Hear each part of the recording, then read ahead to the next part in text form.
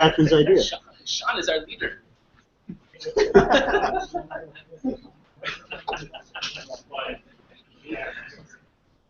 All right. Thanks for coming, everyone. This is one of our best turnouts yet. We've got some good, awesome presentations lined up. Dan Simon from Tumblr is here tonight. He came out just for us, so that's fantastic, and I'm really looking forward to his talk on Colossus and microservices. It's a big interest in mine. We have Tom Switzer, who's a little more local, and he's going to go over. You wrote this library, right, Tom? Pardon? You wrote the Spire? Yeah, one of the co-authors. Yeah. So he's going to go over this numeric library called Spire shortly after Dan's presentation. So a few logistics. The washrooms are over there, just around the corner.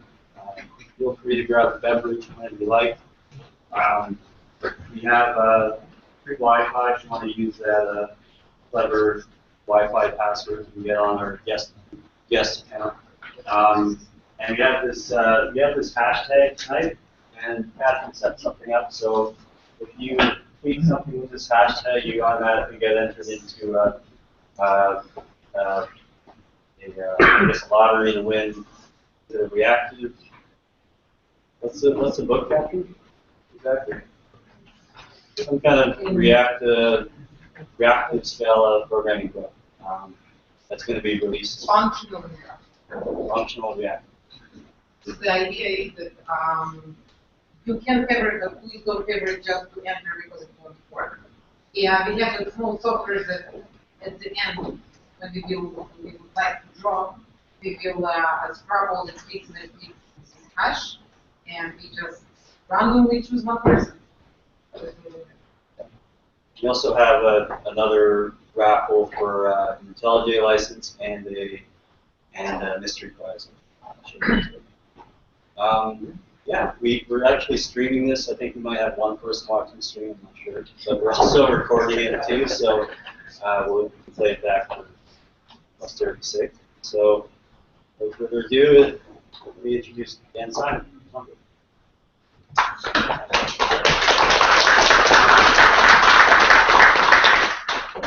All right. Thanks, everyone, for coming out. Thanks for Sean for inviting me up here. So anyway, yes, my name is Dan Simon. I am a senior engineer at Tumblr. I've been at Tumblr for almost 3 years now. I've been doing Scala development the whole time there. So today I'm going to talk to you about our work in building microservices at Tumblr and also the Colossus framework, which we have been working on for about a year now. And we recently just open sourced about 2 months ago. So just to kind of set things off, when we talk about a microservice, what are we even talking about? And I think microservice is a little bit of a buzzword. I actually didn't even hear that term until fairly recently, but it kind of describes what we've been doing fairly well, so we stuck with the term. Basically what it is it's a small single-purpose application that is mainly designed to encapsulate a single feature of a larger application or system. Usually they're stateless. They don't have to be, but certainly most of the ones we're building are stateless. So they'll interact with one or more databases or caches, and they usually work with some commonly used protocol like HTTP. So I have a very rough diagram of what kind of the flow of a microservice would look like. You have clients who connect to the service. The client sends some kind of request. The service will usually do some kind of processing on the request, and then in turn send one or more requests to one or more databases or caches or maybe another service, and it processes the response and then sends a transformed response back to the client. So this is usually the workflow we think of when we think of a microservice. Now, obviously this can apply to a lot of things. You could apply this to a database or to a RESTful API or to like a whole website, but usually when we use the term microservice, we're talking about something that is mainly on the back end and is lower level than something like a full RESTful API. And I'll have some examples pretty soon about what exactly we're doing. So to give high-level examples of the kinds of services we're writing at Tumblr, they largely fit into two families. The first is application layer routers, and this means basically having a proxy or a load balancer that understands a higher level protocol, something higher than TCP. So we're talking about either HTTP, we could be talking about the Redis protocol, or some task messaging protocol, something that allows us to make more intelligent decisions about where to route things or where to proxy things, more than you would get out of doing it just through TCP routing. The other example is what we call database abstraction services. And these are basically designed to take some database or set of databases or caches and provide a simpler interface over a more common protocol. And in our case, it's designed to make it easier to work with from PHP because for the most part, and we'll get to it here, just as a quick overview of the architecture that we have at Tumblr, we are mostly a PHP application. So the vast majority of the website is written in PHP. We've been trying to move things into Scala services for quite a while. We have maybe about a dozen or so of them that are in production. And these are the databases that we most frequently work with, so MySQL, Memcached, Redis. We have a few HBase clusters. We use Kafka for the Tumblr Firehose, and we have a few others as well, but these are the big ones. So one of the big goals is to basically hide a lot of the details of these protocols that these databases use from PHP and provide something simpler, just like HTTP or other simple protocols like that. So we've been doing service development for quite a long time, basically since before I started even. And probably for the first 2 years, like from 2012 until about this time last year, we had really mixed success with building microservices. So up until that point, we had largely been using the Finagle framework from Twitter, and which mostly using the Thrift protocol for the services. And while we were able to build things that performed fairly well, some of our services would be doing many thousands of requests per second, serving features for the website itself. So if you go to your dashboard, you go to a blog, the actions that you're doing are directly hitting some of these services. But we had a lot of problems as well.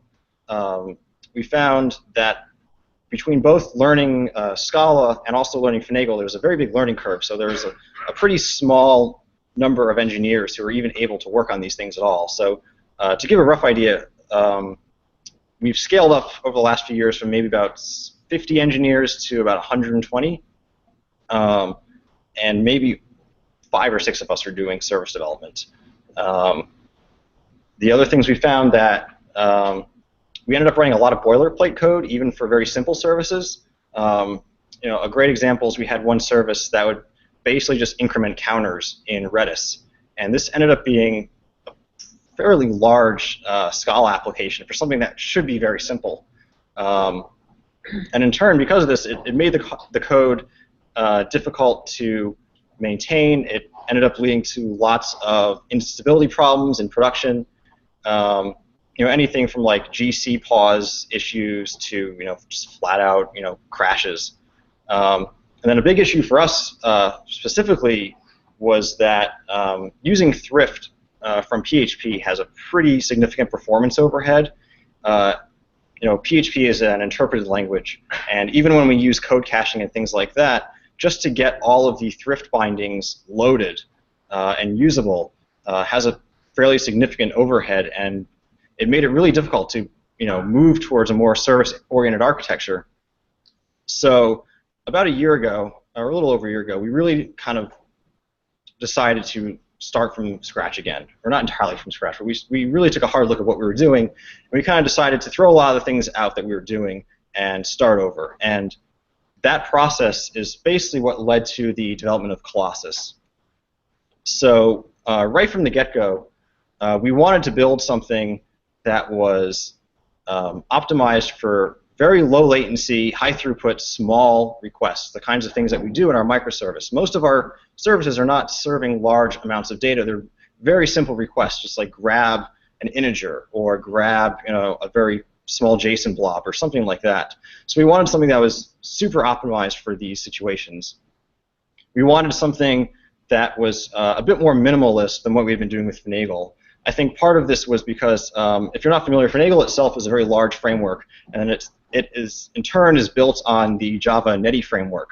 So trying to wrap your head around both of those, especially when things started going wrong, was very difficult. So we wanted to take a different approach to build something that did really only what you wanted, and we wanted to do that very well. So sort of taking like the Unix philosophy, where just build the things that we want to do and make sure it works really well for those situations.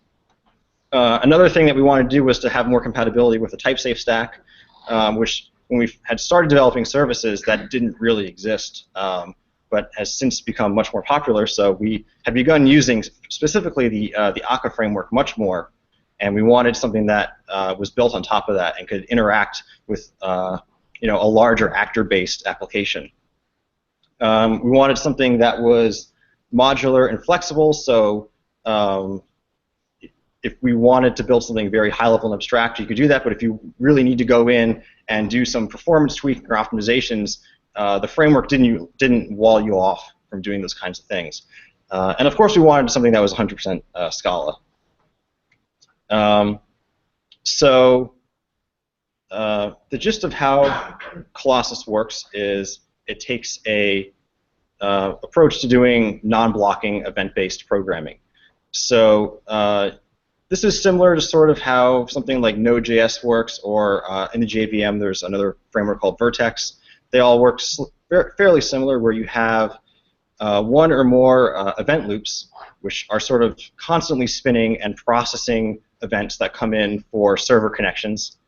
And then you, as the person writing the application, writes very low-level connection handlers that attach to these incoming connections, and they process any data coming in. They can write on the connection, and they can handle the very basic events that you deal with when you're working with TCP connections.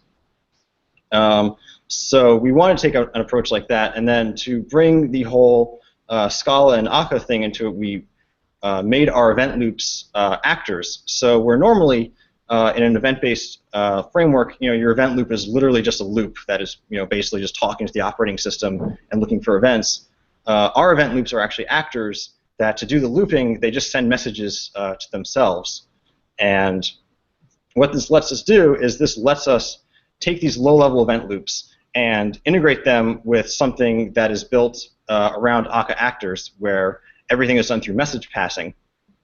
And it allows you to kind of get the best of both worlds, where when you need to write very low-level, high-performance code, you can do that directly in the event loop.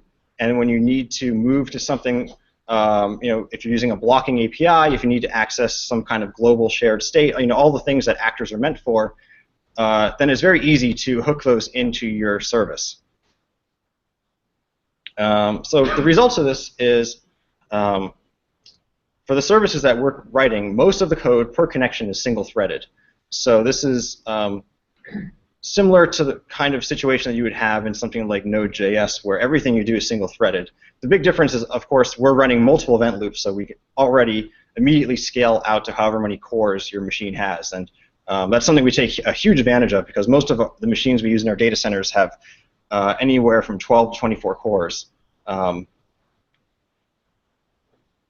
So that's a huge advantage it gives us. We provide what we call the callback monad. So this is something that's like a future. For any of you who've worked with futures, it's just a way for doing concurrent programming. So our callback monad works very similar to futures. It has all the same methods like map, flat map, recover, things like that.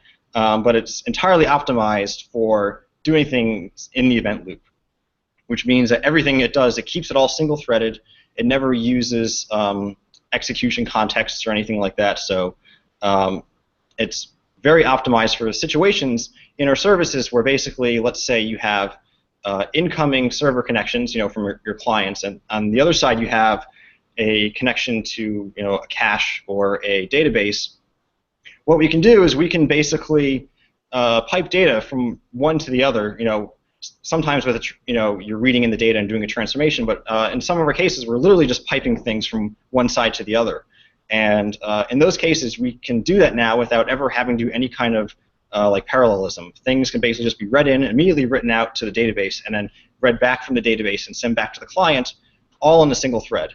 And that makes things very, very low latency, and there's very little overhead in doing that kind of thing. And the last point here, this is actually something we're working on right now, is for things where you're piping data back and forth, we can actually do this without having to pull the data into the JVM heap at all, which is really good for trying to keep your garbage collection rate low.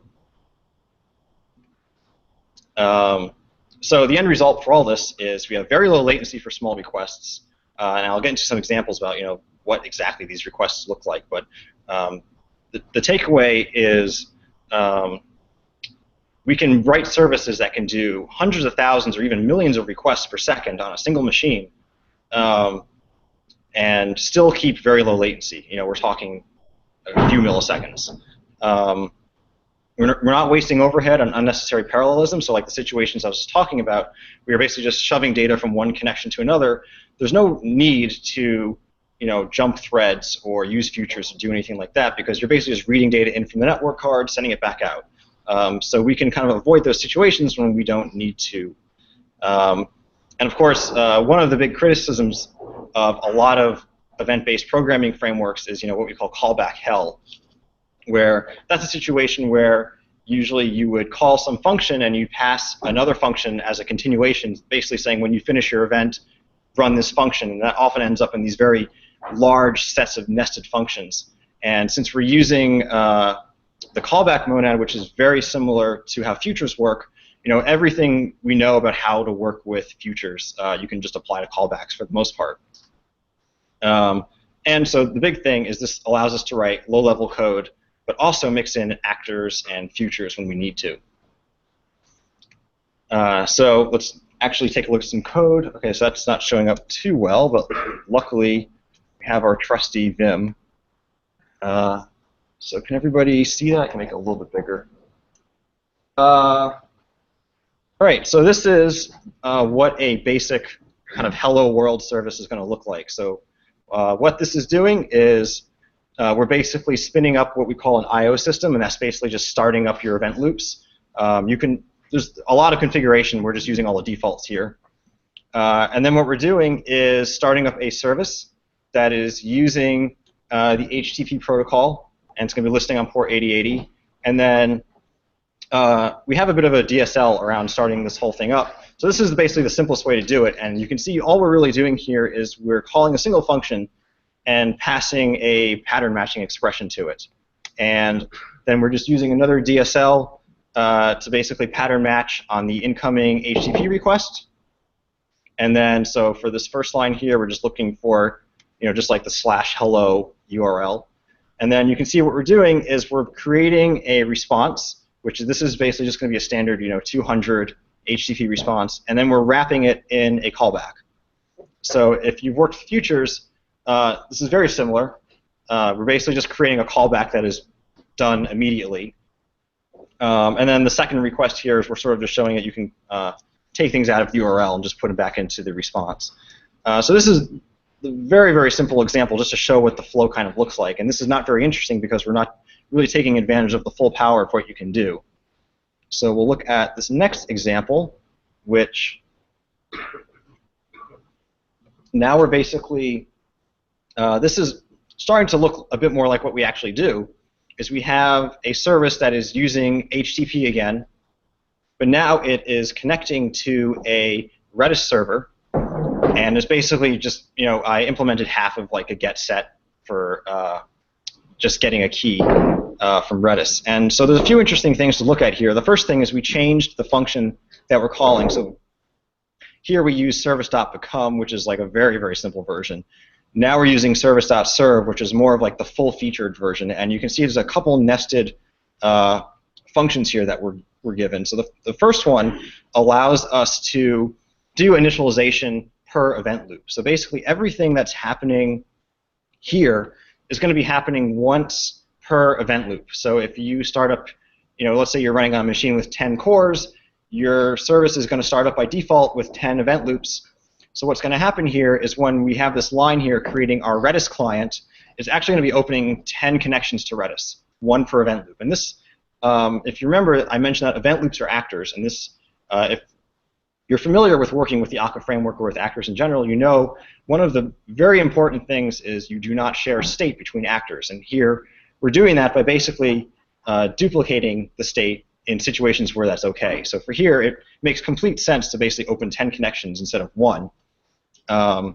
This way, each event loop has its own connection to work with. We don't have to worry about any kind of thread locking or message passing to do that. Since each event loop is single-threaded, when a single client connection is being processed, it has exclusive access to the Redis client just because it's all single-threaded. So then here what we're doing is this part right here, we are setting up basically what we were setting up in the first one, what to do for each individual connection.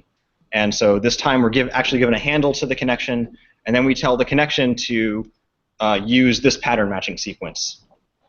Again, we're basically just pattern matching on the URL. We're getting a key. And then what we're doing here is we are using our Redis client to send a command to Redis. And what's happening here, actually, I changed this a little bit in the slide, but to give you an idea what's happening here is we're actually getting back a callback from Redis. So this is really something like this. And then that's what's really happening. Oops, I spelled that wrong. So when we call redis.send, we're getting back a callback, and the easiest way to think of a callback, I describe it as sort of like an in-thread future. It's really more like a function builder. So when I call this redis.send, it actually hasn't sent the command yet. It's basically just given us a way for composing what to do when it actually does send it.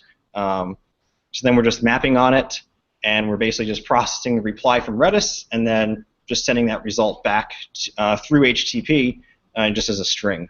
And then what's going to happen here is when we return this callback back to Colossus, Colossus is going to take over. It's going to actually do all the execution, and it's going to actually send the command.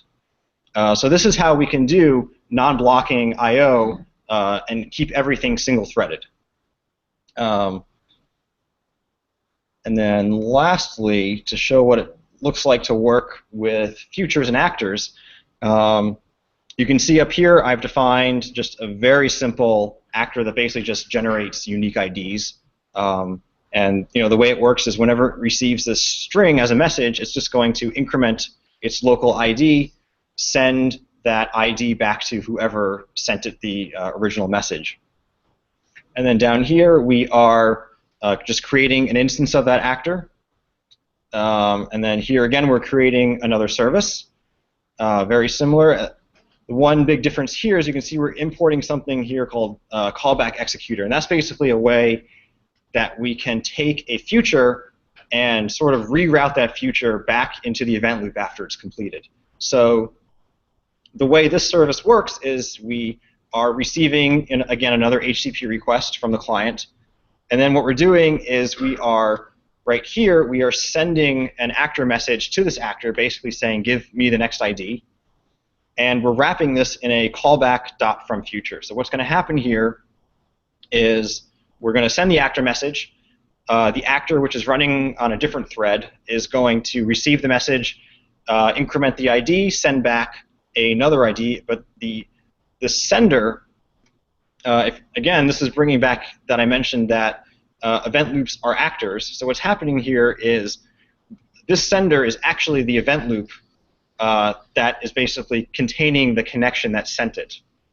So what's happening is the sender is going to send this ID back to the event loop. The event loop is going to realize that this message is actually meant for this individual connection who sent the original request. It's going to then basically pick up where it left off, where this map is, and again transform the ID back into an HTTP response, send it back to the client. So what we're doing here is we're going from the event loop outside into some other thread where the actor is running, and then going back into the event loop and out to the network. So these situations really cover most of our use cases in the real world, where most of what we do for our very low-level stuff, especially when we're working with either Memcache or Redis, where when it's really important to actually really get tens of thousands of requests per second. Doing everything in thread like this actually has a huge advantage. And then for other situations where we're talking to, say, MySQL or HBase, which are naturally not as fast as Memcache, and we're not going to be hitting those as often, then it's totally fine to sort of jump out of the event loop, do whatever processing we need to do the same way you do with any other system, and then go back in and send things back to the client. All right. Great. So let's talk about some actual services that we've written. So the first is a system called Rediscover. This was actually the use case that led to the development of Colossus. So basically what this is, it is a dynamic Redis proxy.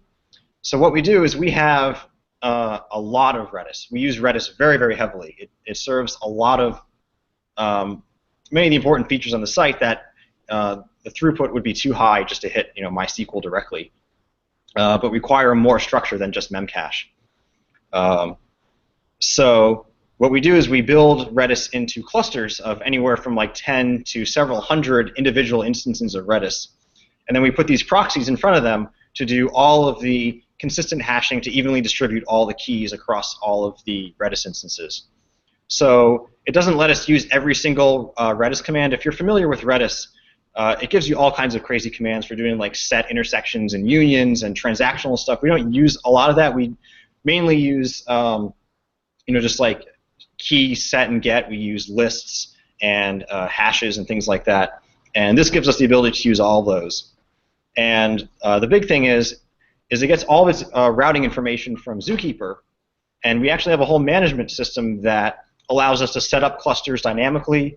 It monitors all of the Redis instances and lets us do things like automatic slave promotions. So some of our more important clusters, we have master-slave setups where Redis is automatically copying all the data to a slave. And then if we have a situation where the master crashes or there's a hard drive failure or something, this can detect that very quickly and immediately swap the slave in and keep things running smoothly. This is a situation where we really needed the high performance of Colossus, and the very first version of Rediscover was written in Finagle, and it used the Redis protocol, and the Colossus version is anywhere from like 4 to 5 times faster. So we can easily get like 250,000 requests per second on a single machine. And these are not the most powerful machines. We have others that are even more powerful. But this was sort of the case that led to building Colossus, because we realized it was a very large project for something that should be not that large. And obviously we weren't getting the kind of performance that we wanted. So what I ended up doing is I rewrote Rediscover basically not in any framework. I was using just Java NIO directly.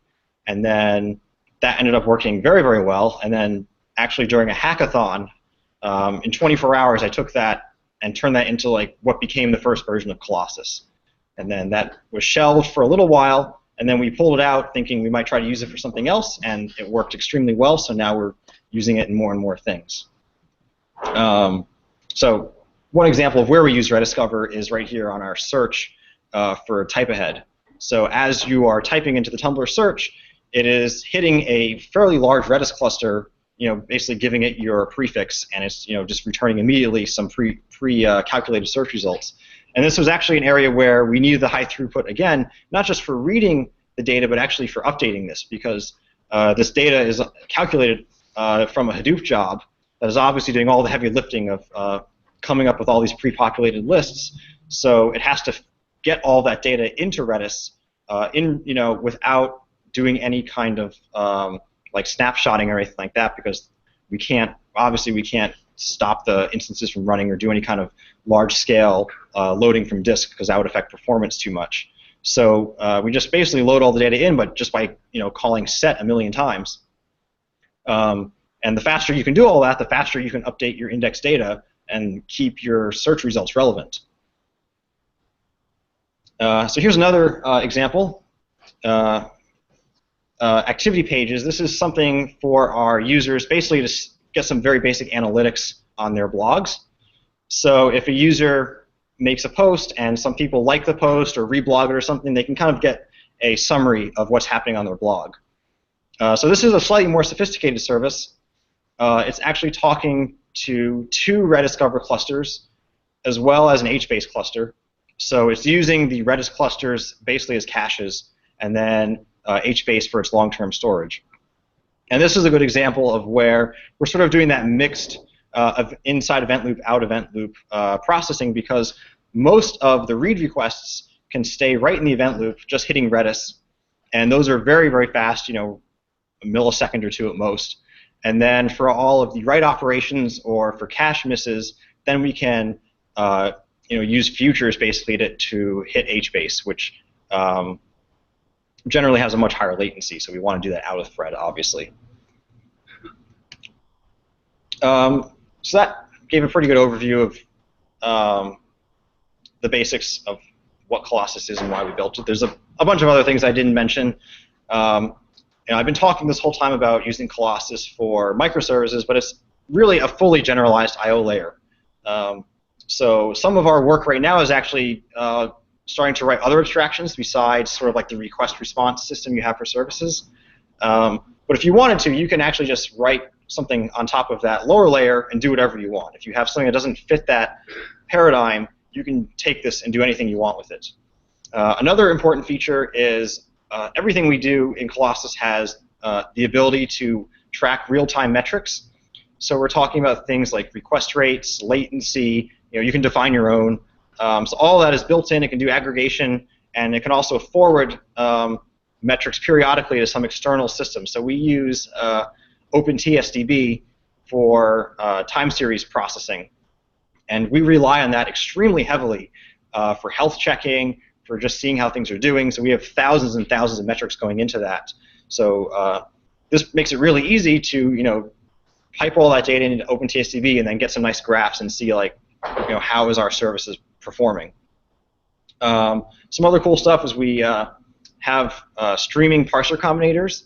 So this is if you've ever worked with parser combinators, it's basically a way of taking tiny small parsers and wiring them together to be able to parse some kind of grammar or language in a very easy to understand fashion. Usually your parsers basically look like just a formal grammar specification. And so we created our own parser combinator library, which is what we use for all of our protocol support for like Redis and Memcache and some others. So this makes it really easy to write parsers, and the big thing for us is that they perform very quickly for the kinds of stream processing stuff that you usually deal with when you're dealing with network protocols. And lastly, we do have a small but slowly growing test kit to make writing unit integration tests for your services a lot easier. So similar to the way like Akka provides its own test kit for being able to test actor-based systems, we kind of leverage, write some stuff on top of that to make it easier to test Colossus-specific things. So the last thing I should mention about Colossus is we open sourced about 2 months ago, and we are still very much in a pre-1.0 state. So we are using it in production, as I've shown. We're using it all over the place now. I mean, I would say that overall Colossus in production has processed several trillion requests at this point. But we are still really heavily working on adding better protocol support. So we're trying to write native support for things like MySQL, Cassandra, MongoDB, things like that. We're trying to add support for multiplex services. So this is basically when you can return responses in different order that the requests came in. And this is something, for example, that HTTP2 does. We're also adding better support for streams. So this is actually very important for us because we're starting to write some services that deal with larger sets of data. For example, images. So like right now, all existing services, if you want to build a response or process a request, you have to load the whole thing in memory at once before you can use it. So we're trying to add support where you can basically stream that data in, such as an image, without destroying your memory. And of course, we're always working on API improvements. everything I showed you, the whole DSL and everything is we're constantly tweaking or trying to make it easier to use, because that's one of our big goals, is to keep this straightforward and easy to use, especially in our situation, because we're trying to get some of our PHP programmers to start learning Scala and write services for us, and trying to lower the barrier to entry is a very big deal for us. And lastly, the last thing I should say is, I mentioned that building Colossus was part of our steps to make writing services easier, and it's certainly dramatically helped us. We went from a situation where we only had a few services that were constantly having problems to really being able to scale up and actually really move towards a service-oriented architecture. But there's a lot more to it than just having a good framework, and these are some of the things that we found that are extremely important to have. So development consistency. You want all your services we don't really enforce specific styles too much, but we are trying to keep a relatively unified way of doing things. Testing is extremely important, not just unit or local testing, but also having a full testing environment where you can make sure that everything works from end to end as you would expect it to. Deployment is a really big one, especially when you're talking about having a bunch of different services running on several machines. We have Colossus services running on, I don't know, 50 to 60 machines, probably more than that actually.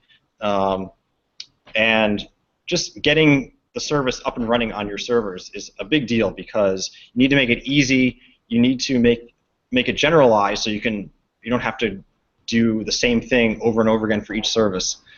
So we think actually this is a very heavily area of research for us. We're actually looking into things like Docker and other containerized systems for making it easier to do that deployment. Service discovery is another big one. That's basically if you have a situation where services are talking to each other, they need to know where they are.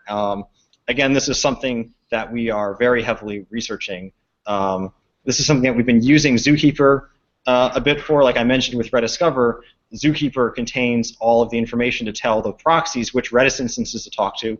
We're also trying to look into using that for basically which services to talk to for our other services.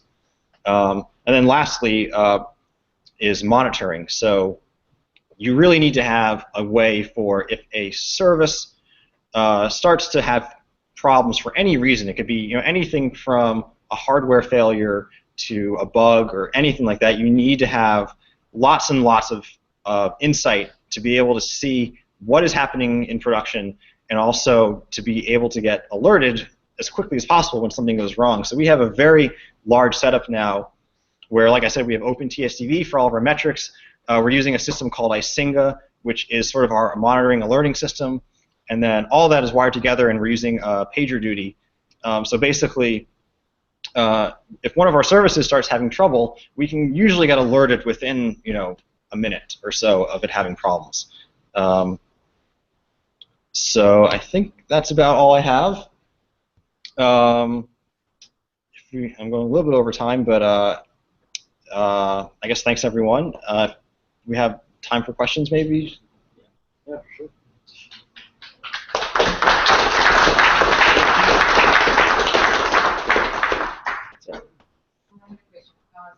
For example, if I wouldn't come here today and I would like to write a microservice, I would go and use Spray or HTTP and some headers, and I'm done. Mm-hmm. It's more components that you just mentioned in the last slide. What would be the benefits, or what would be the reasons why I would go for Colossus rather than the plain approach? Right.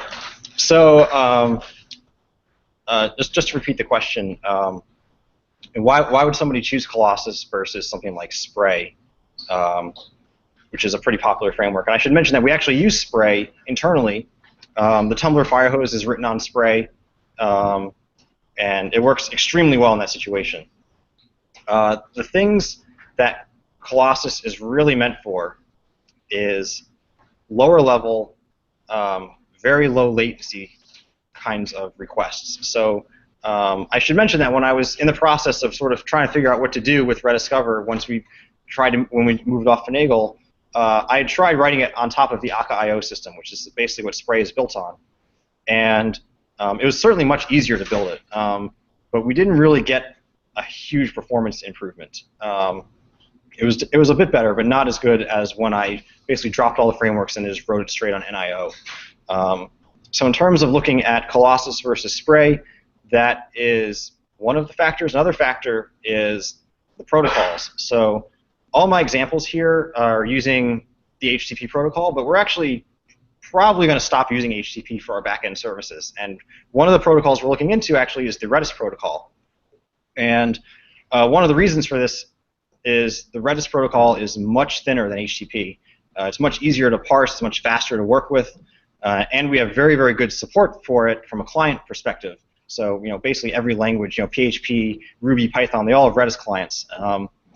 So we're actually looking into using the Redis protocol in situations where we would use HTTP. And I should mention that the Redis protocol is actually a fully generalized protocol. It's very simple. Basically, just gives you a way of sending a set of bytes and then sending back a response that can be like just raw bytes or like a list of sets of bytes and things like that. And in a lot of our situations, we don't have services that have complex URLs. We don't deal with headers or cookies or anything like that. We basically just need to say, send this command and then get back a response, which in a lot of cases is either like just an integer or a very small JSON blob or something like that. So I think that in a lot of cases, HTTP is a bit of overkill in that situation. But regardless of whether you go with HTTP or Redis protocol, we have support. You can basically plug in whatever protocol you want into and choose whatever you want for whatever situation you have. So I would say those are the two biggest reasons. But yeah, we use Spray internally, and for the things that we use it for, it works very well. Yep. Do you have any measure of how much performance degradation there's been since switching from the raw NAO stuff that you did to Colossus framework? It's hard to say because the raw NIO version that I wrote was probably not super optimized. So I guess the overall is that the Colossus version is actually faster. But I would say I don't think there's, if I was to rewrite in raw NIO, I don't think there would be much of a performance difference. One of the things about writing code like this and having these event loops is there's very, very little in between raw NIO and your event handling code. In most cases, it's basically one or two function calls. And that was one of the big goals I was going for, is that I don't want this to be significantly slower than just writing it directly on NIO. And I think that's, for the most part, that's the results that we've gotten. Yep. How's it going at Twitter getting PHP programmers to write in Scala? And because I think you're a top coder, and the top coders produce these code bases, and then it has to go out off the maintenance, maybe offshore to the other team. And then you've got some managers with trouble getting staff. Yep. Yeah. So. What the wind is blowing. Yeah. So that's actually been something we've been dealing with for basically as long as I've been to Tumblr. That trying to teach PHP developers how to write Scala, and I think more on top of that, getting people who are primarily product engineers who mostly focus on user features and business logic, how to get them to focus more on lower level performance and concurrent programming, because PHP, you never deal with threads really. You never deal with having to worry about whether something is blocking or non-blocking, because everything is blocking basically. So the basics is it's tough. It's really tough, and like I said, we have now roughly 100, maybe 100 people who are regularly doing PHP development, and there's maybe about 7 to 8 of us doing Scala, and I would say things are getting much better now. We have a lot of people who are very interested. It wasn't always that case. There's a bit of a divide for a while where the PHP developers would be working on some new feature for the site. They would realize, oh, we need something that runs outside of PHP, and they'd come to us and they basically tell us to write it. Now we're moving towards a situation where we work with them to have them build it, and then when it comes to maintaining it, we do have like a site reliability team. We have an operations team, and again, it's working with them to show them how things work, and for common situations, what are the courses of action to take, That really fits in line with what I was talking about with development consistency, because one of our big things is when you're building a service, you must write documentation for it. You must explain what it does, the very basics of what it interacts with and things like that, so we can hand it off to somebody else. So if 2 a.m. something goes crazy and we have on-call engineers, the goal is for them to be able to, at the very least, figure out what's going on and rope in the relevant people rather than just call everybody and freak out. Yep. So I'm actually using the Scala, and in our stack, like half of it is PHP, half of it is Java. So what makes Scala good for microservices? And would you recommend it for? I know a lot of services that have very high volume and high requests use it, but what if you just have nothing right. super crazy? Right. So if you're in a situation where you're not too concerned about performance, I think you have a lot more flexibility in what you choose to use. So if you're talking about using Scala versus something like Python or an interpreted language, I think if your throughput is low enough, and especially I think the big thing is if you're more familiar with that, then especially as a first version, I don't see any reason why not. I think it fits a little bit in line with you usually don't want to try to prematurely optimize something, but let's say comparing Scala to something like Java or maybe to Go or Rust, which is getting more popular now. I think again, part of it comes down to what you're familiar with.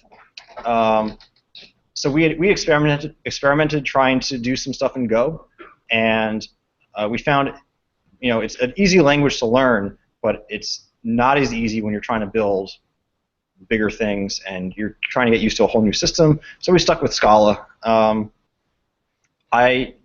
I think it gets a bit more fine-grained about what the differences between all those languages are. I like Scala because it lets us do all this stuff in a very expressive and simple way. So when we have these very thin DSLs where basically you're calling one function to spin up a service,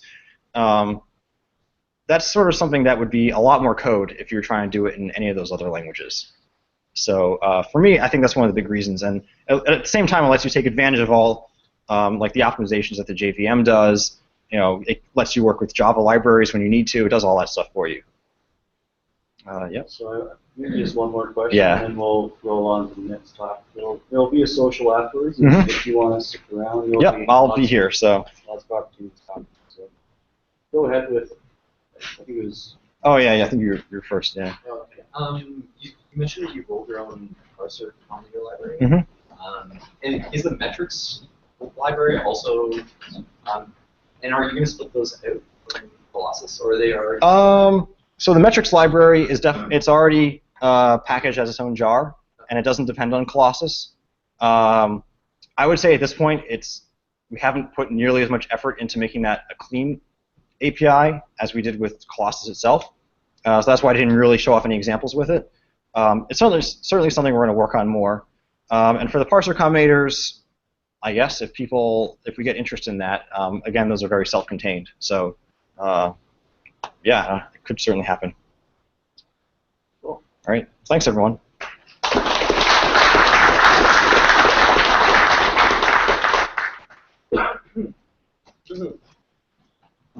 Right.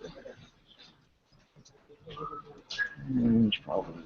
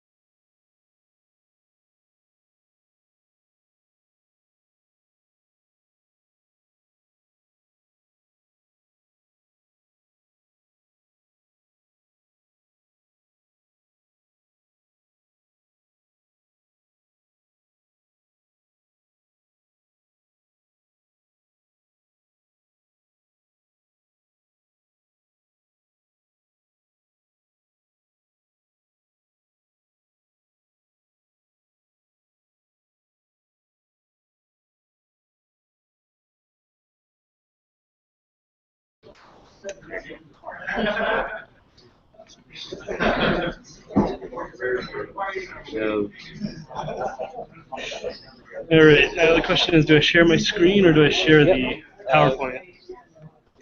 You have to notice that if you share your full, you have to share a full screen. Okay. So if you're going to share. So I shared my full screen. Okay, you're mirroring. So yeah. Not mirroring. Just we'll see in a second. I guess you'll find. Yeah, it's good to go. Showing up here. Yeah. Awesome. Excellent. It's going pretty smooth then.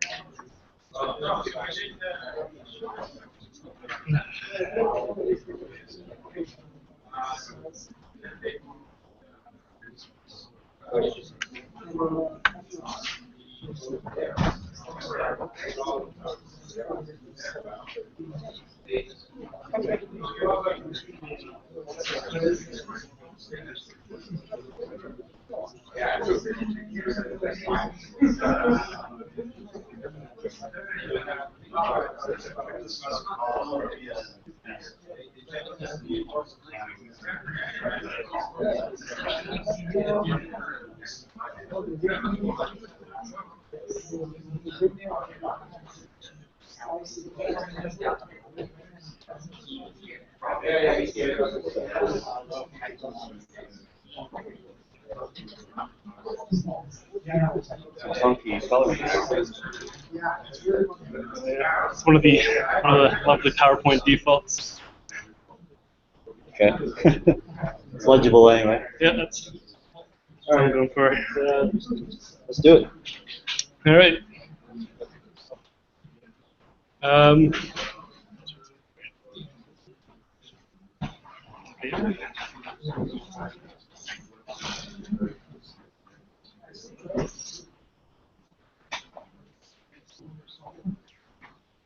right, hello everybody. I'm going to be just talking about a library I've been working on for a while called Spire. Basically, Spire started as a project between me and another longtime Scala developer, Eric Hassan. Basically, neither of us were really happy with what was provided by default in Scala as far as numbers and abstractions over numbers. So he was sort of coming at it from the side where he was doing big or large-scale rasterization sort of things, and you need a lot of speed. And he couldn't get, and he also needed to be abstract. He couldn't get that with what Scala offered. On the other hand, I was in grad school at the time, and my big problem was really, that the standard number types aren't very accurate, and I was hitting a lot of issues. I needed to use some exact number types, and the abstractions Scala provided by default were just not specifying exactly what I needed. So we kind of got together and we decided to make a library that solved both the problems. So, could work with abstract number types, had, higher precision number types as well, and would still retain the speed of just working with like primitive doubles and ints and that kind of stuff. So in particular, I'm just going to quick overview. So I'm just going to start by going over some of the Spire new number types that Spire offers, and exactly what those are. They got a kind of list there.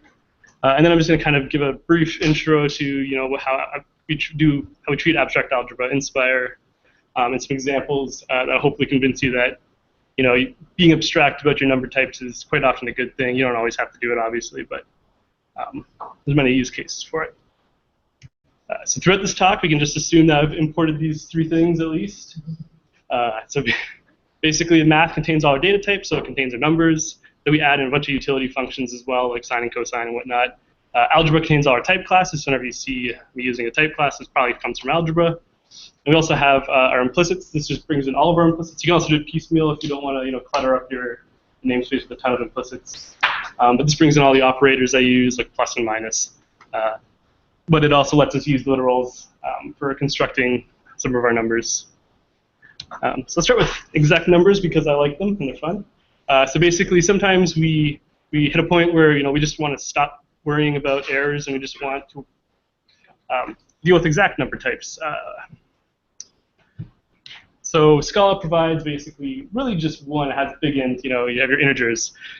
Whenever I talk about exact number types here, this is always you can assume that we are constrained by the memory in the machine, so therefore it is not truly exact. But for all intents and purposes, it's exact.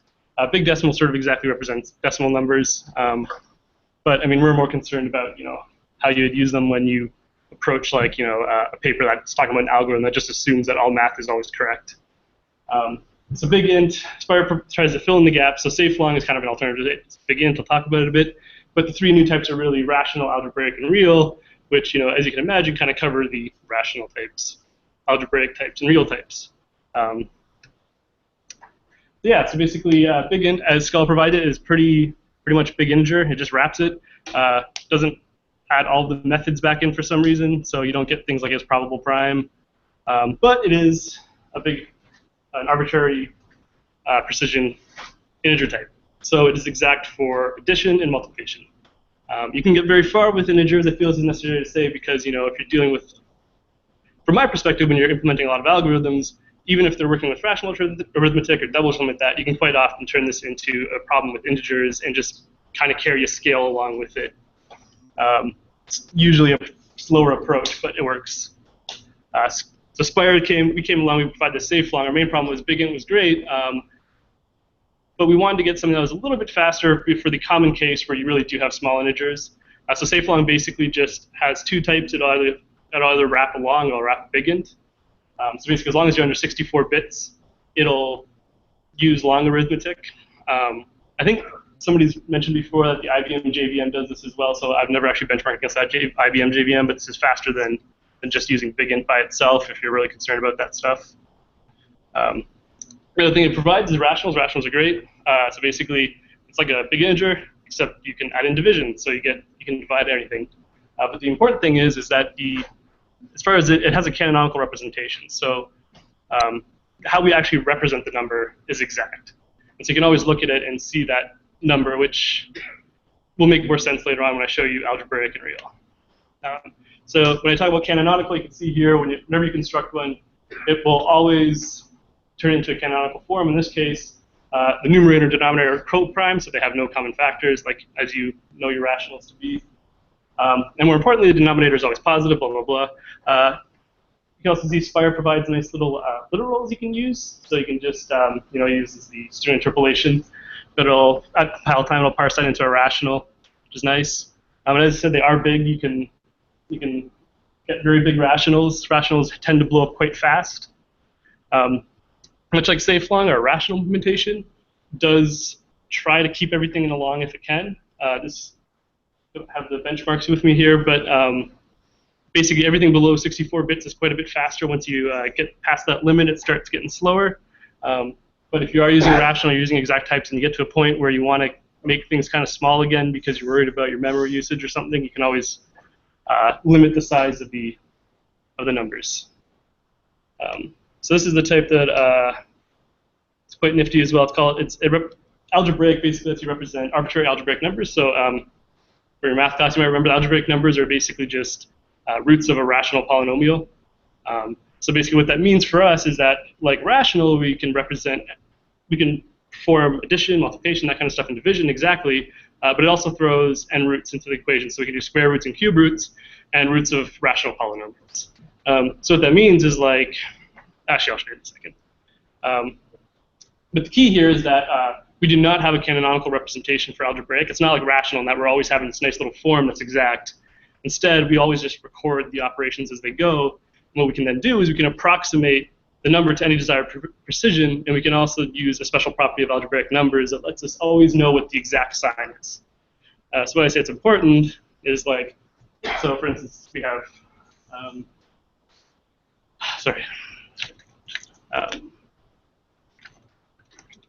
in this case here, we have our function that basically just takes a number and returns the square root of it. So when we say val x equals f2 here, we're not actually evaluating the square root of any number, or the square root of 2. What we're actually doing is just recording the fact that you've taken the square root of 2.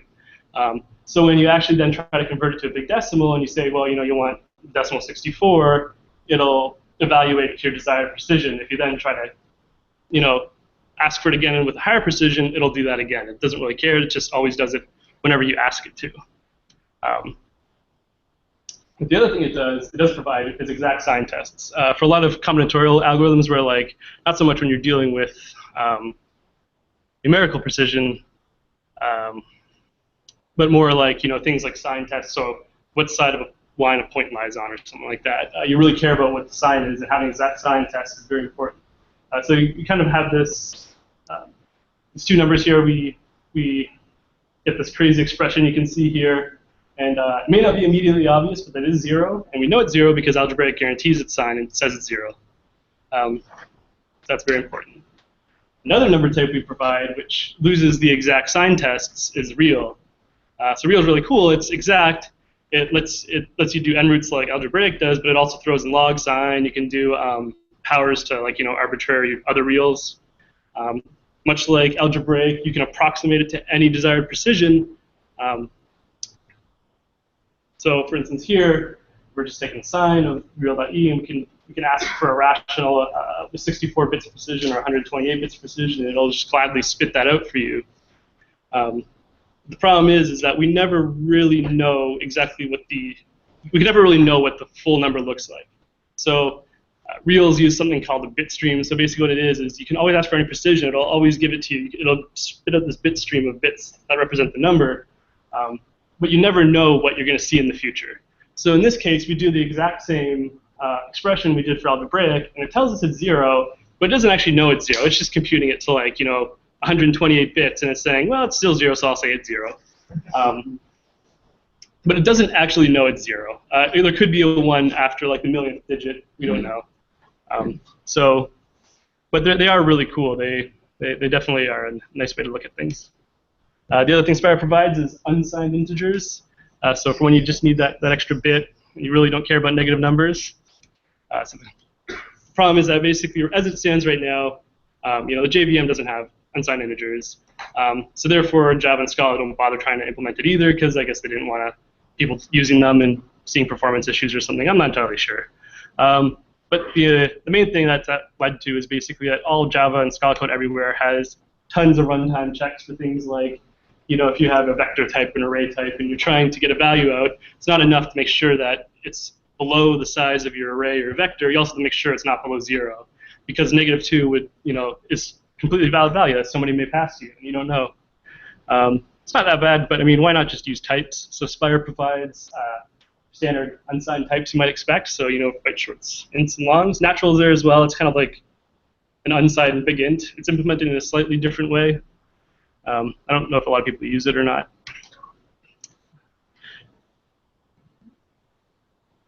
But obviously, yeah, so if you just use unsigned types, you don't have to actually sit there and do a runtime check that just could be a compile time thing that you never have to worry about. An important thing here is all the unsigned types are just value classes. So if you're worried about performance, you're just basically operating on the signed versions of them. They basically behave as you expect with overflow and everything.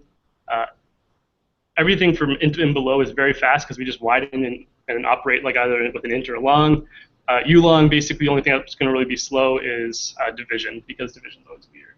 But I mean, they're fast types. There's really not a lot to them. And I think it's kind of one of the classic examples for value classes. So if you ever need unsigned types, they're there. There's also a ton more stuff in Spire. I'm just going to kind of whip through a few things. So we have complex.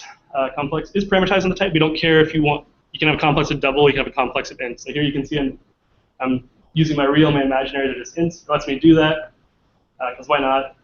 Another thing that's really cool here, if you remember your math class, got Euler's identity at the bottom here. So basically, because it doesn't care about the type, we can say, well, we want a complex of reals. And as we know, reals are exact types that represent any real number. And so basically, when we use Euler's identity, we actually get the correct answer, which is that it's 0. It'll always tell you it's 0. I mean, it doesn't know it's 0, but you always get 0 because we know it's 0, which is definitely a very cool property. So we also have intervals. I think intervals are something that everybody always needs at some point in their life, and this is a fairly robust implementation of them. And you can do open or close on any side you want, points, empty intervals, everything else, and you can do all your arithmetic on them, and unions and everything else. So if you're in need of intervals, they're there. There's a whole bunch more polynomials. I'm going to be giving a talk on FP filter at any Scala. It's definitely a cool type that I like because I made it. There's a whole bunch of other things which I'm not going to probably get into at all. But yeah, there's a whole other side of Spire, which is, that's kind of the number types. We tried to add these number types we thought were missing from Scala and were kind of key. So those were our exact types. and are unsigned typed, and then a few others that we kind of threw in there. But a whole other side of this is, dealing with these types in an abstract way. So basically, abstract algebra is all about just saying, well, we don't care if it's a double, we don't care if it's an int, we don't care whatever. What we want to focus on is the operators available to us and their properties. And so what we do is we just say take the doubles and we try to generalize it and figure out what we actually need from it. So as a simple example, there's the semigroup. The semigroup is one of the simplest sort of abstract algebra structures you can imagine. It's a single binary operator and a single property. So we have some type A, and we have a function basically from A to, that takes two A's and returns an A. And the only property is that it has to be associative. We'll see why this is a very good thing to encode, even rather than just using a straight function.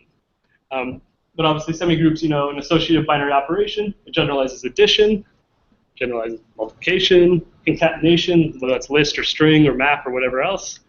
If you have options or else, that's just a semigroup.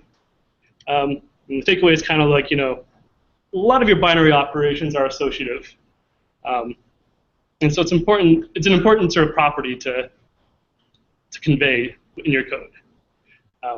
So how we would encode a semigroup in Spire is we basically say, we encode the structure as a type class. If you don't know what type classes are in Scala, I'm not going to be able to tell you too much about them, but I'd suggest you do a Google because they're fantastic. But basically, we just say that we have a trait that's a semigroup, it takes type A, and we just encode the operator as literally a method on the trait. You can see here we have a little SP. I just put that there so that people are aware that all of our type classes in Spire are specialized. And if that's important to you and you know what that is, then that might be important. So we encode the operators just as implicit classes. I mean, not really actually using implicit class, but for all intents and purposes we are. I kind of put this up here because you can just see here, adding that operator is really straightforward, but we actually do use macros in Spire for all of our operators, and what we do with these macros is every time you say x plus y, Scala by default uses implicit classes will actually turn that into an object allocation that wraps it in a semigroup bots class, and then calls the plus method. We can get around this a bit with value classes for some cases, but not for a lot of the ones in Spire. But what the macro does is it just provides a very generic way where we just remove that allocation. We just call the binary operator on the type class directly. So that avoids, that's just a performance enhancement. So if you're ever using this, you don't have to feel guilty for all these object allocations you're adding. They're not there. We then encode laws as property tests. Property tests are another thing where if you don't know much about it, I definitely suggest looking it up because they're great. But the key thing here is all you're saying is that if you give me any three A's, this thing will always return true, whatever I put here. So this expression, we're encoding the associative property in code. We're just saying, so we're just saying a function that takes any three A's, it'll do this. Scala check is a great library, and what it'll do is it'll generate a bunch of random A's and throw this into it, and always verify if it's true. And it'll do this like 1,000 times, 10,000 times, however much you want. And if it ever comes back false, then your test fails. So obviously, it's not like in a mathematical sense you've proved it's true, but from a practical sense, you've tested this with a whole bunch of data that you could not have just done otherwise with a simple unit test. It also lets us abstract this and say that anybody who has a semigroup can call this, and they will get that. We'll be able to verify that their property is actually there. So, bigger question is, why would you actually use this? So, my main sort of ideas, or my main viewpoint is that first, it frees you for your implementation. And why that is because it makes your requirements clear. By using a more precise type, and actually asking for what kind of properties and operators you want, it frees your implementation, but maybe restricts your users in some way. It's kind of that whole freedom is slavery thing, right? The other thing is it frees your users. So instead of the main thing here is if you just ask for what you need, so you're not saying I want a double anymore, you're saying I want fields. Don't worry about what a field is. Then what it means is the user doesn't have to always provide doubles now or make sure the data is a double. It can give you a big decimal. It can give you a rational, whatever they want, and the code will still work. So I'm just going to kind of give some examples for what I'm talking about when I say make your requirements clear. So we're just going to show two sort of implementations of reducers. And when I say reducer, I mean literally just like Scala's reduce method on their collections. So the first one's just going to use a binary function. So we're not saying that there's any properties associated with it anymore. We're just saying, give me a function that takes 2 A's and gives me an A, and a sequence, and I will spit you out an A. So I tried to kind of write this here. It's kind of terrible, but basically, we're just saying that we're going to apply f to the first two, then take the result of that and apply it to the next one. We're going to end up with a single value at the end. The second option is we can do this with a semigroup instead. So instead of asking for a function that takes 2 A's and returns an A, we say, well, I want a semigroup. So we're no longer saying, give me any function. We're saying, give me a function whose operation is associative. And this is a very important distinction, which I'll make clear in a second. So if we have the kind of simple case here where we just implement it by literally calling reduce on the collection, this works fine. Same thing with the semigroup. We're just using the operator, and this will work fine.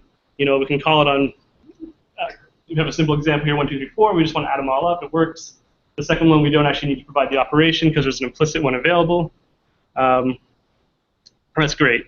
The problem is what happens when we want to actually start messing with the implementation. So we're like, this is kind of slow. I actually want to make use of 2 cores. Obviously, this is not the greatest thing in the world, but basically, in the first case, when we have a function, all we're going to do is we're going to take whatever sequence they give us, we're going to split it in 2, and we're going to throw the 2 results in 2 threads and execute it. Or reduce each one by itself, so we'll end up with 2 A's, and then we're just going to apply the function to the final result that's returned. There's actually supposed to be a final reduce there that calls that. I just forgot it in both sides, so don't worry about that. Anyways, this is the same code with using semigroup instead. So you can see here, basically, we're just doing the same thing, except we're using the plus operator, and we're just awaiting the result for however long it takes to finish. But the key here is that when we give our same example we gave before, everything's hunky-dory. But the problem is that the first reducer didn't specify that the operation has to be associative. It just said give me any function. So what if I pass it subtraction? It's now violated its sort of doc string, right? The document said that I'm just going to give you the equivalent of applying them in sequence like this, and that's actually no longer true because we tried to get smart with the implementation. So the reason why it's nice when we use a semigroup instead is that we're telling the user up front that in a very honest way that your operation has to be associative, and if it's associative, then I'll return you the result. What that means is that we're free to then mess with the implementation within the constraints of the type class we use, the semigroup or within the semigroup. So I just want to finish this off. There's a great library out there called Algebras by Twitter. So they are focused on big data analytics, and they have built a great library all around semigroups and monoids. Monoids are just like semigroups, except we've added an identity element. So for addition, this would be 0, for instance. For multiplication, would be 1. And so what they realize is that almost all the reductions they were trying to do, from in MapReduce and everything, were just actually just semigroups or monoids. And so therefore, instead of actually just letting people do whatever, if they take monoids, they can optimize that a little better. But the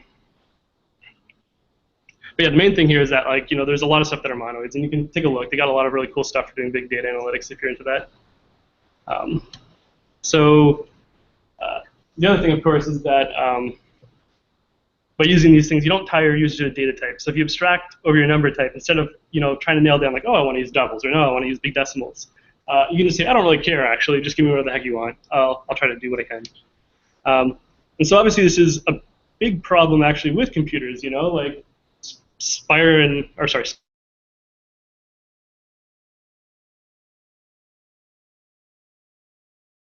for their default stuff.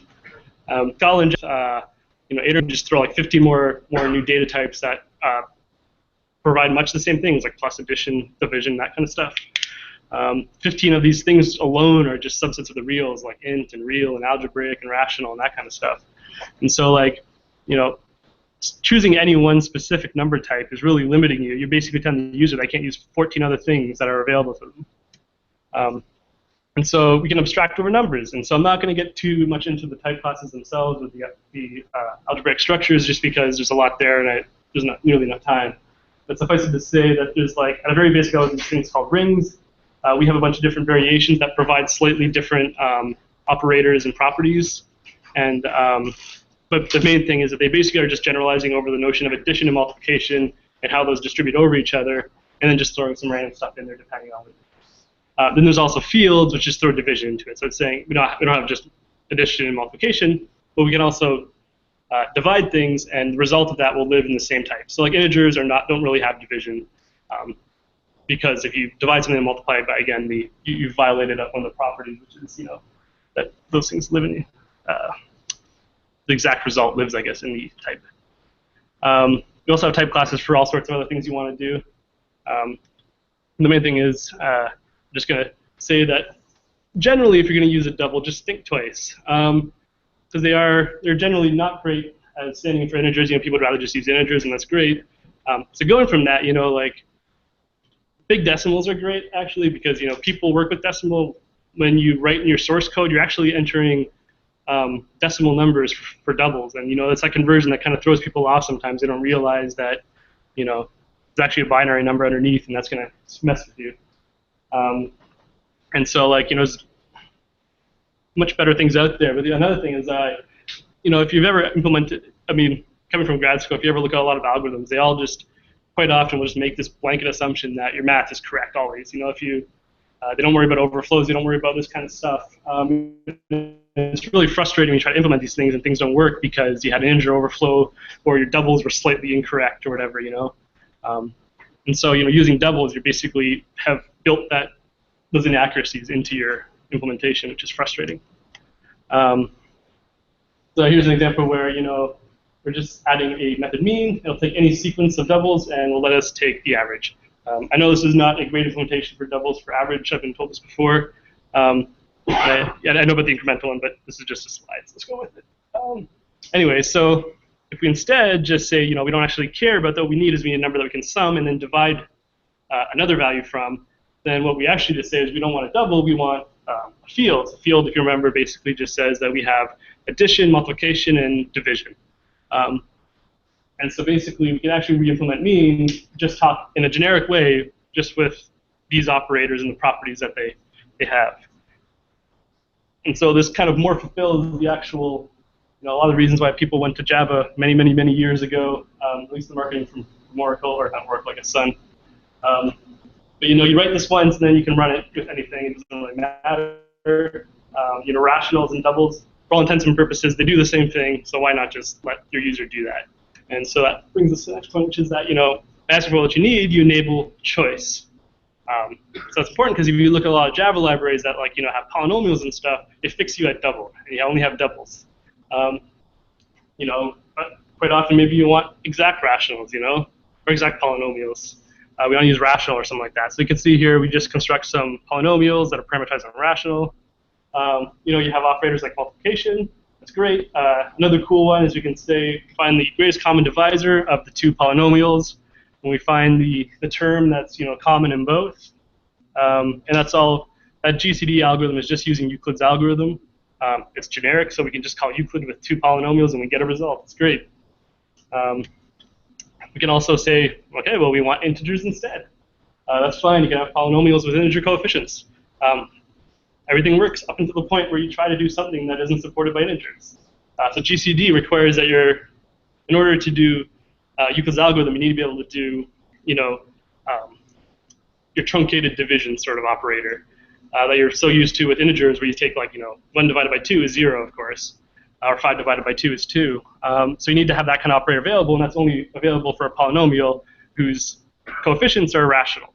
So, or more importantly, coefficients have a field available to them. And so we kind of get this error, you're not actually allowed to call it. But,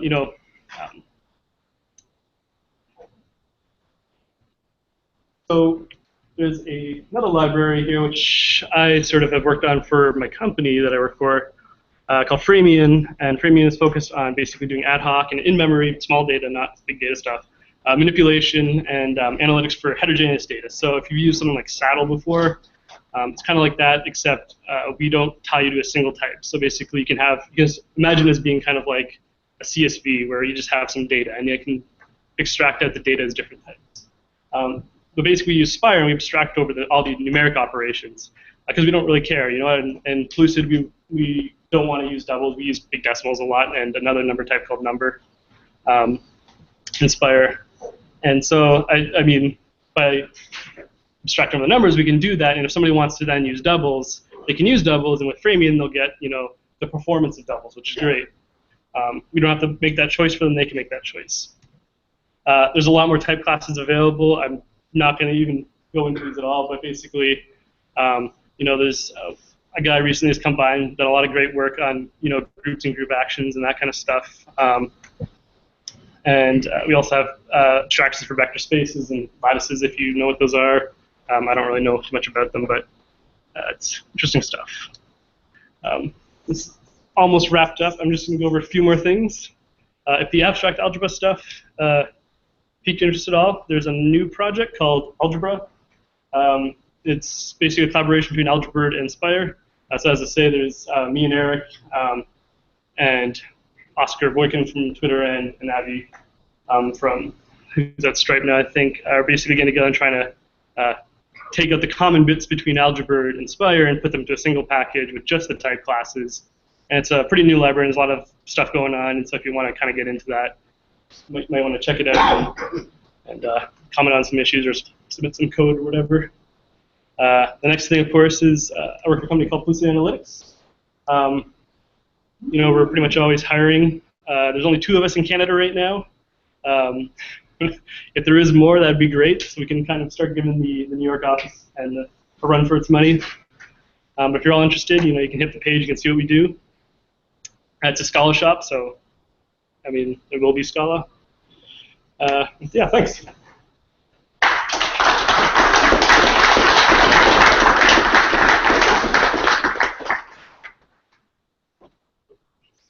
Any questions?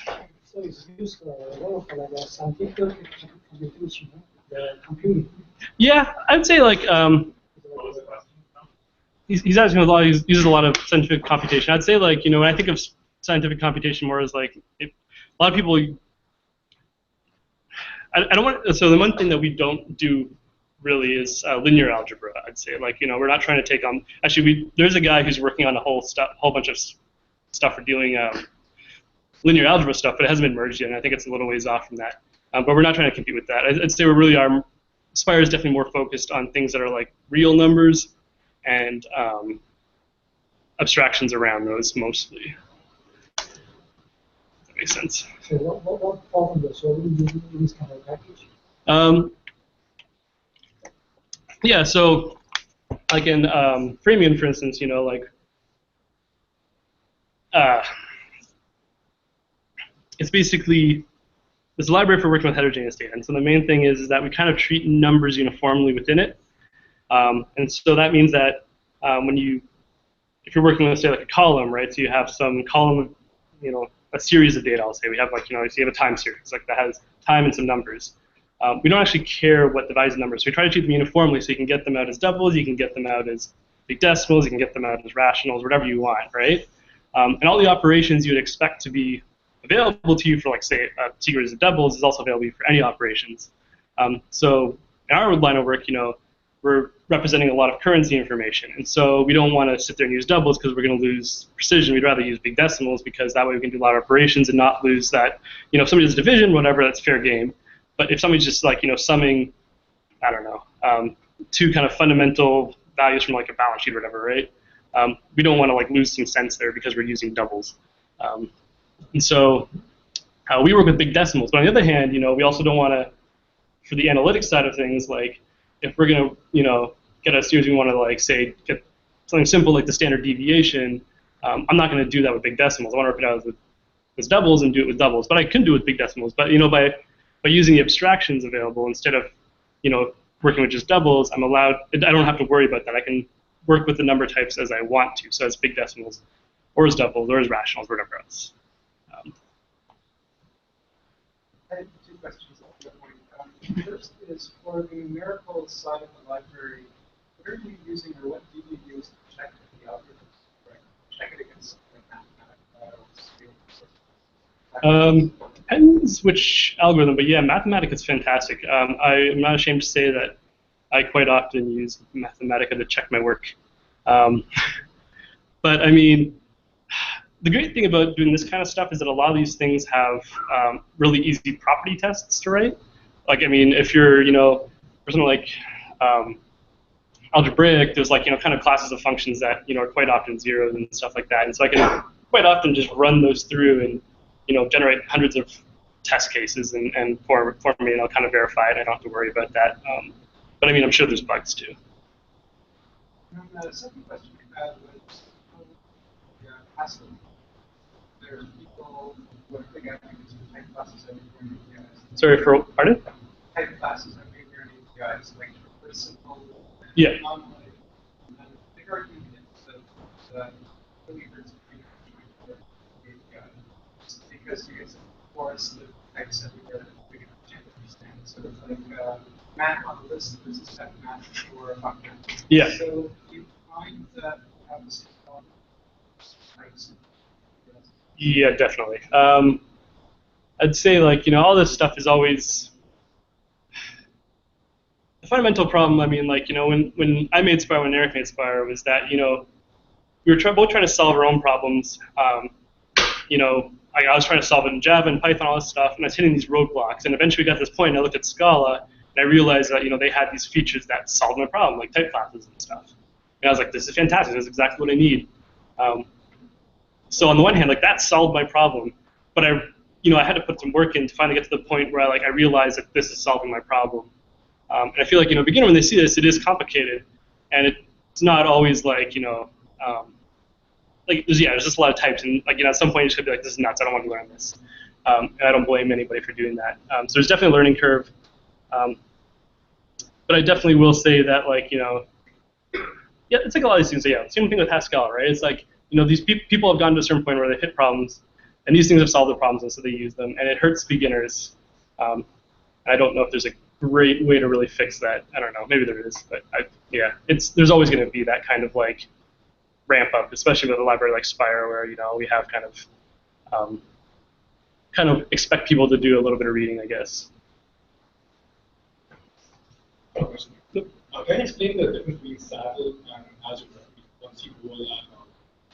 Saddle and freemium? And algebra, the new one. Your algebra is combining both Spire and algebra. Oh, algebra, yeah. So can you explain the difference between saddle and I don't know if Saddle would be great. So Saddle more competes with framing. It kind of provides the ad hoc data manipulation. But our main use case when we hit it was that we're trying to work with heterogeneous data, and Saddle always encodes the type of the values of your frame data, right, in there. So you can have a frame of doubles, you can have a frame of strings, but you can't have a frame of strings and doubles that are mixed. So that's kind of why framing was built. Was okay, well, let's remove this assumption that we always have a type for the values. What can we do? I'd say that algebra, on the other hand, is just literally taking the abstract algebra part, the type classes I talked about with Spire. The same thing, if you look at algebra from Twitter, they have the same kind of type classes, and we're just kind of this is insane that we're duplicating these things. They're focused on big data, and we're kind of focused more on real numbers and that kind of stuff. And so we're just kind of seeing well, let's make a new library that has both, and that way we can both depend on it, and we're not cluttering the ecosystem with two implementations of the same thing. Maybe one more question. We can wrap it up. Do you plan on sticking around a little bit after? For a little bit, I gotta probably get home pretty fast, okay. But just for interest of everyone else's time. Yeah. Cool. One more question. Yeah, or no? Well, I was gonna say, are there anything in the built-in Scala types that Scala numeric types have that Spire doesn't? Is Spire a drop-in or numeric type? So we work with the Scala types, right? So the great thing about this is Spire also. I mean, if you're using big decimals, for instance, and you're using Spire, then you can do sine, log, cosine, square roots of big decimals, which you can't do because big decimals isn't provided by default. So if you're interested in that stuff, Spire provides this. We don't try to compete with the number of types they provide. We're just trying to add on the ones that we think are missing. Like I said, I use big decimal a lot, so I mean it's all about what you need. All right. Thanks for that presentation. That was fantastic.